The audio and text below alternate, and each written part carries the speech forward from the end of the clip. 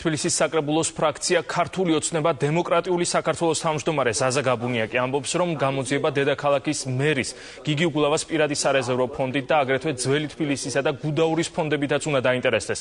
ვინაიდან დეპუტატს ეჭვი აქვს, რომ გამოძიება აქაც უხეშ ფინანსურ დარღვევებს აღმოაჩენს.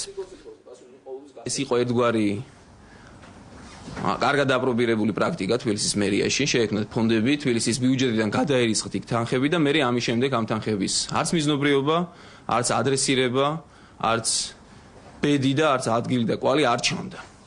ასეთი ფონდები გახლავთ, მათ შორის ძველი თბილისის რეაბილიტაციის ფონდი, ასეთი ფონდია თბილისის მერის მიერ დაფუძნებული გუდაურის განვითარების ფონდი და თავად დედაქალაქის მერის სარეზერვო ფონდი. თუ კი ჩვენ გსურს დავადგინოთ, დავაზუსტოთ და ვნახოთ რა გზით, რა ხერხებით, როგორ ხმარდებოდა პარტიულ ამოცანებს თბილისის ბიუჯეტის რესურსები. მაშინ ამისთვის აუცილებელია მათ შორის გავარკვიოთ ამ სამი ფონდის ამბავი.